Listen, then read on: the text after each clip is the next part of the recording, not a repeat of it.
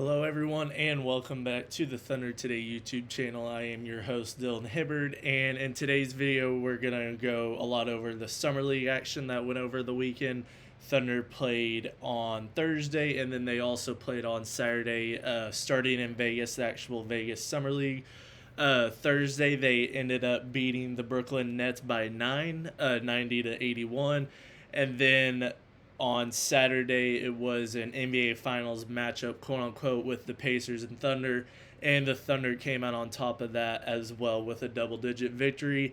And a lot of part of the big three of the NBA Summer League for the Thunder fans, including AJ Mitchell, Nikola Topic, and Brooks Barnhizer. AJ Mitchell continuing to do what he's been doing all Summer League, and that's pretty much averaged 20 points. He's putting up 20 points, about 5 and 5, pretty much what a J-Dub and Shea do on the rebounding and assisting side of averages. He's averaging about 20. He's taking control of the offense, and he's continuing to prove while he should get minutes this next upcoming season, while he should take that spot back that he rightfully so had before he got injured with that toe that took him out for most of the year. So AJ Mitchell continuing to do good things for the NBA Summer League and looking like he will become a big part of what the Thunder want to do in 2026 and a part of their rotation.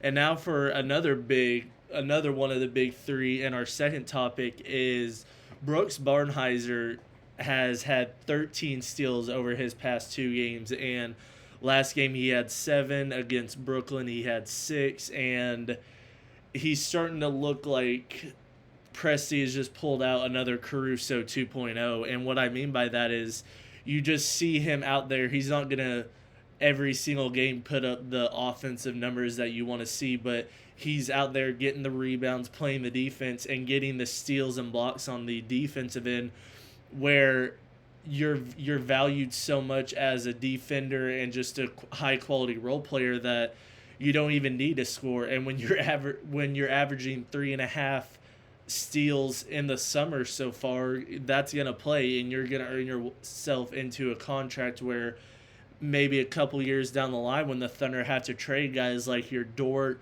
Wallace, and Caruso's, you just fit right in where they were, and then you become that guy that gets 5 steals in an NBA playoff game that helps the Thunder clinch a win or help clinch a series possibly. So for Brooks Barnhizer, it's just continuing to improve each and every day. Obviously, he's not on an official contract. He's on the two-way contract. So for him to over these past 2 games, and not just these 2 games, but in general, just being an absolute menace on the rebounding and the defensive side with the blocks and steals specifically, he's going to earn his way into a contract where he can become that, maybe start out at the year as the 13th man on the bench, but maybe hopefully in certain games, maybe somebody gets hurt, knock on wood, you slide right in there and you get some more minutes, improve yourself, and earn your way more, even like what AJ Mitchell did, and now he has a contract what Jay Will did. So it's just the continuous cycle of why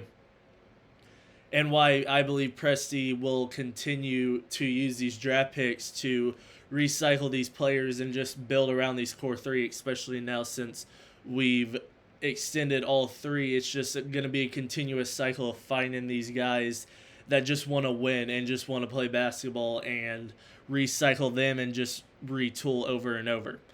And then we'll get to our final guy, the biggest guy of the NBA Summer League for most Thunder fans, in Nikola Topic.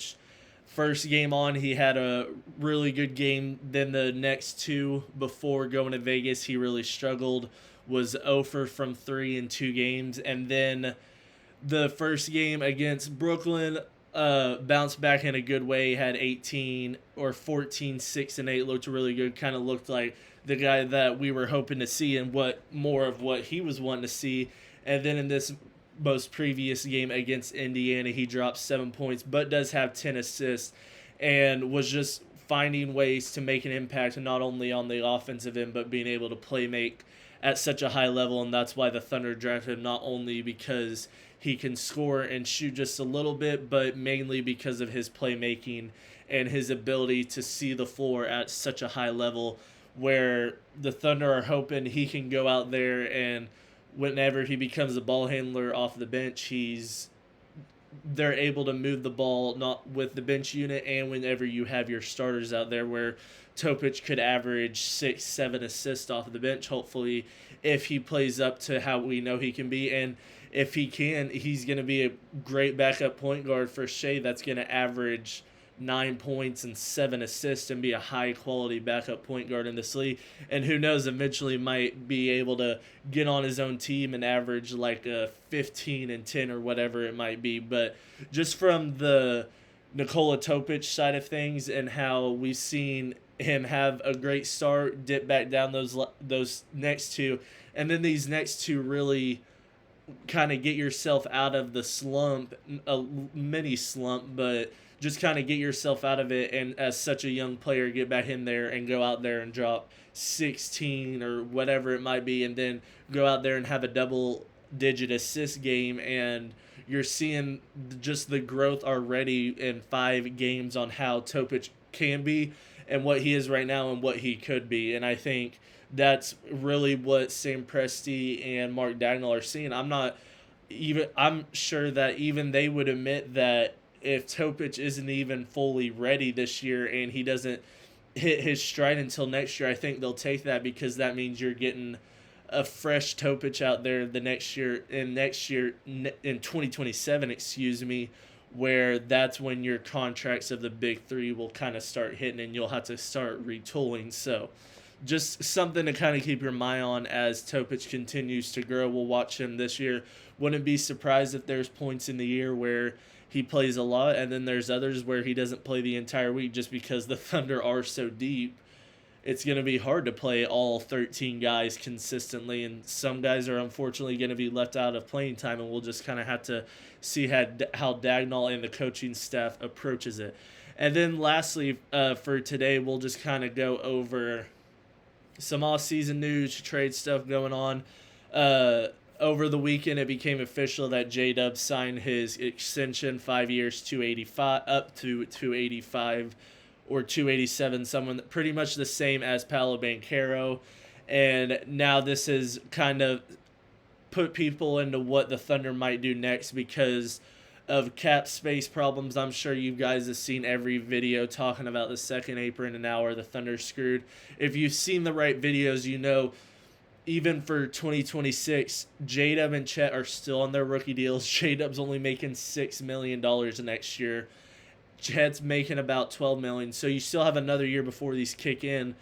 But you have to look ahead to the fact of next year when Hartenstein is going to make $30 million. That would push the Thunder into the second apron. They're probably not going to pick that up.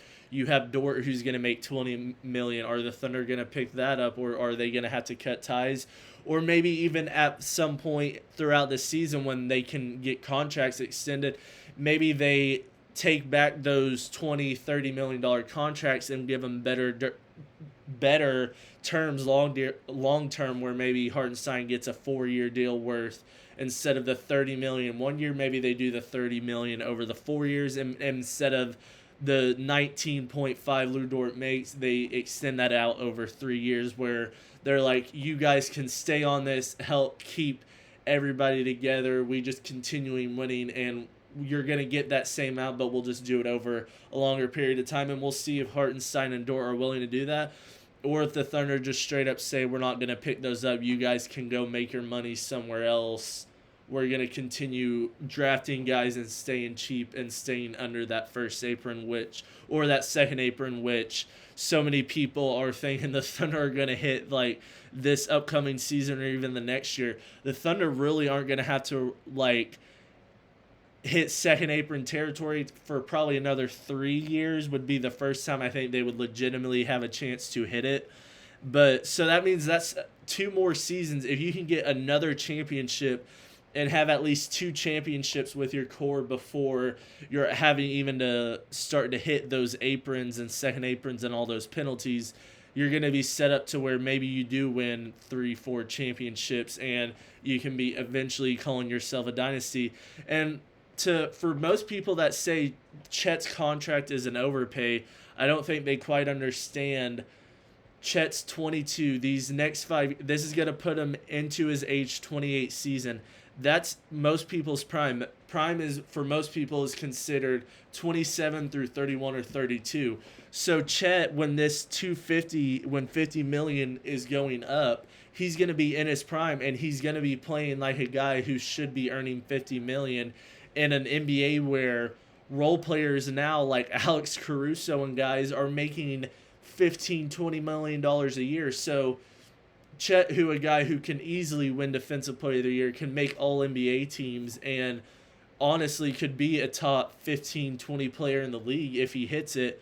I have no problem with the Thunder doing that. And then here, whenever that contract is up, he's probably going to sign one for another 5-6 year that's worth God knows how much, like 400 or 500 mil, depending on just how much contracts are worth. I mean, Wemby might get a contract worth 750 million. I mean, we don't know because of how much the money is moving in the NBA and how the CBA is going to affect everything. So for the Thunder, I think Sam Presti has approached it about the best way as you humanly can. And I mean, the Thunder are set up in so many different ways. So all the people that you see out there saying the Thunder are screwed, the second apron's going to get them next year, they're just upset the Thunder are doing what their team can't and building a team in this new CBA that can contend for years to come. But let me know what you guys think down below of Summer League so far. What do you think of the Thunder offseason? Are the Thunder done? Let me know down below, and I will see you guys in the next one. Peace.